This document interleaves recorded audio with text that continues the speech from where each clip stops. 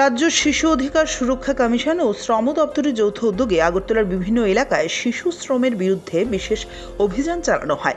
অভিযানে কম বয়সী ছেলেদের অবৈধভাবে কাজে নিয়োজিত থাকার বিষয়টি সামনে আসে। সংশ্লিষ্ট জায়গাগুলো থেকে শিশুদের উদ্ধার করে কমিশন ও শ্রম দপ্তরের যৌথ দল এই অভিযানে সরাসরি উপস্থিত ছিলেন রাজ্য শিশু অধিকার সুরক্ষা কমিশনের চেয়ারপারসন জয়ন্তী দেববর্মা। তিনি শিশু শ্রমের বিরুদ্ধে কঠোর অবস্থানের কথা জানিয়ে বলেন, শিশুদের শিক্ষা ও সুরক্ষায় সরকারের প্রধান লক্ষ্য। আইন ভঙ্গ করে যারা শিশুদের কাজে নিয়োজিত করছে তাদের বিরুদ্ধে প্রয়োজনীয় আইনি ব্যবস্থা নেওয়া হবে। এদিন মোট 4 জন কম বয়সী শিশুকে উদ্ধার করা সম্ভব হয়। উদ্ধার হওয়া শিশুদের প্রয়োজনীয় কাউন্সেলিং ও পুনর্বাসনের জন্য সংশ্লিষ্ট দপ্তরের কাছে হস্তান্তর করা হয়েছে বলে জানা গেছে। শিশু শ্রম নির্মূলের লক্ষ্যে ভবিষ্যতেও এ ধরনের অভিযান চলবে বলে জানান কমিশনের চেয়ারপারসন।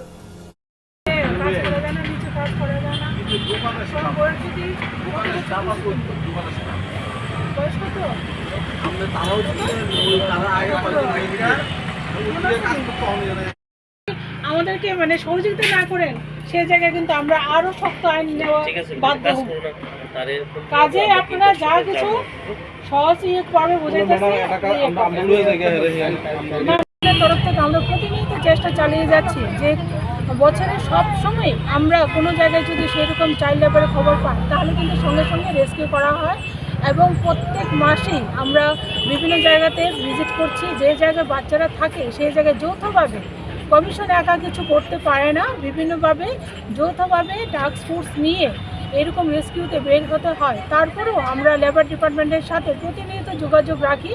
সারা ত্রিপুরাতে যেভাবে যে কোনো জায়গাতে চাইল্ড যদি সেরকম কাজ করতে দেখা যায় তাহলে তো তাদেরকে সেরকম সুযোগ সুবিধা দেওয়ার জন্য আমরা সমস্ত রকম শিশু কমিশনের তরফ থেকে প্রচার চালিয়ে যাচ্ছি যাতে কোনো বাচ্চার জীবন নষ্ট না হয়ে যায়।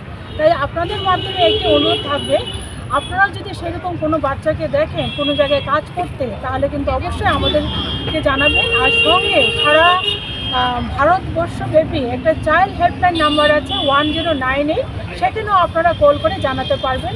এটাই বিশেষ আমাদের তরফের থেকে আপনাদের অনুরোধ রইল।